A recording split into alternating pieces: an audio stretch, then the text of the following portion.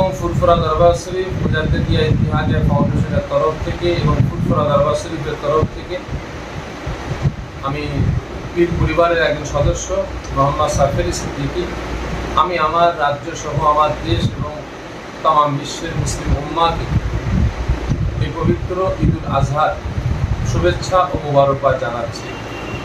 এবং তার সাথে সাথে আমি আমার দেশের আমার রাজ্যের সমস্ত মুসলিম উম্মার কাছে আমি অনুরোধ করব, যেহেতু আল্লাহ রাব্বুল আলামিন তামাম পৃথিবীর মুসলিম সমাজের জন্য দুটো দিন আল্লাহ পাক খুশির দিন হিসেবে পাঠিয়েছেন। একটা হচ্ছে ঈদুল ফিতর, একটা হচ্ছে ঈদুল আজহা।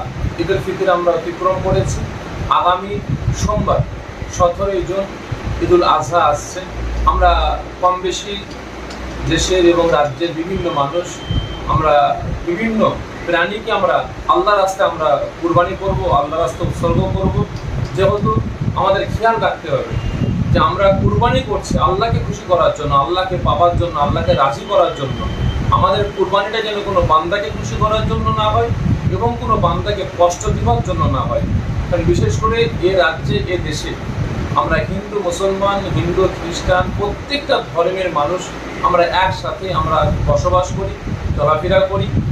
আমাদের খেয়াল রাখতে হবে আমাদের কুরবানি করার সময় যে কুরবানি পশুটাকে আমরা কুরবানি করব রাস্তার ধারে না হয় এবং যেখান থেকে প্রত্যেকটা সমাজের মানুষ যাতায়াত করবে সেই জায়গায় না হয়।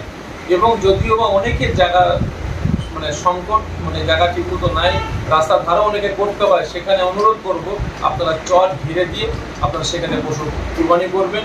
এবং তার সাথে সাথে কুরবানির হাড় হাড্ডি চামড়া এবং বা আবর্জনাগুলো যেখানে সেখানে ফেলবেন না।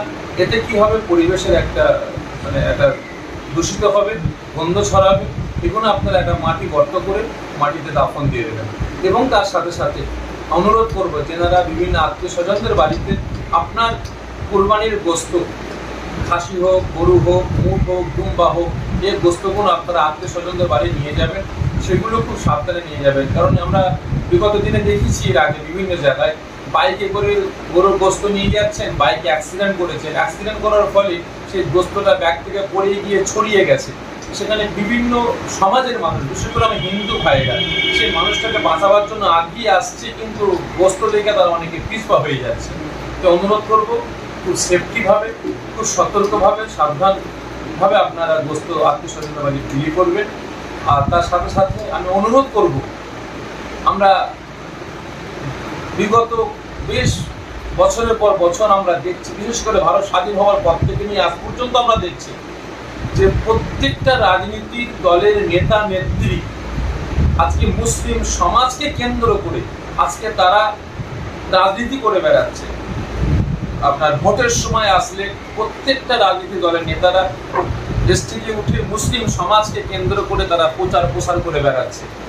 যেমন গত কয়েকদিন আগে আমরা দেখলাম আমাদের দিল্লিতে প্রধানমন্ত্রী শপথ নিলেন, তার আগে চন্দ্রবাবু নাইডু সাহেব এবং তার সাথে নীতিশবাবু, নরেন্দ্র মোদী আমাদের প্রধানমন্ত্রী, তেনারা জোট হয়েছে। চন্দ্রবাবু নাইডুর একটা বিবৃতি আমরা দেখছিলাম সোশ্যাল মিডিয়া আপনাদের মাধ্যমে দেখছিলাম যে তিনি নাকি মুসলিম সমাজের জন্য বিভিন্ন রকম সংরক্ষণ চেয়েছেন। অবশ্যই ভালো জিনিস, কিন্তু এক্ষেত্রেও কিন্তু মুসলিম সমাজকে কেন্দ্র করে রাজনীতি করছে। তাহলে তাই যদি হয় তাহলে আজকে ভারতবর্ষ নয়, শুধু পশ্চিম বাংলা নয়, ভারতের কয়েকটা রাজ্য নয়, তামাম পৃথিবীর মুসলিম সমাজের জন্য খুশির দিন হিসাবে দুটো দিন আছে, ঈদুল ফিতর আর ঈদুল আজহা। তাহলে ঈদুল ফিতরের দিন কদিন মুসলমানদের জন্য ছুটি দিয়েছেন, ঈদুল আজহা সামনে কুরবানি আসতে কদিন ছুটি দিয়েছে? আমাদের তো 3 দিন, কিন্তু দেখা যাচ্ছে ঈদের দিনও পরীক্ষা পড়ছে, ঈদুল ফিতর আজহার দিনও পরীক্ষা পড়ছে। তথেব আমি ফুরফুরা দরবার শরীফের একজন পীরজাদা হিসাবে, পীর পরিবারের সন্তান হিসাবে আমি আমার রাজ্যের মুখ্যমন্ত্রীর কাছে অনুরোধ করব, অবিলম্বে আর কয়েকটা দিন বাকি আছে, আপনি মুসলিম সমাজকে অবশ্যই আপনি ভালোবাসেন, আপনি মুসলিম দরদি, প্রত্যেকটা সমাজকেও ভালোবাসেন, তার সাথে সাথে আপনি মুসলিমকেও ভালোবাসেন।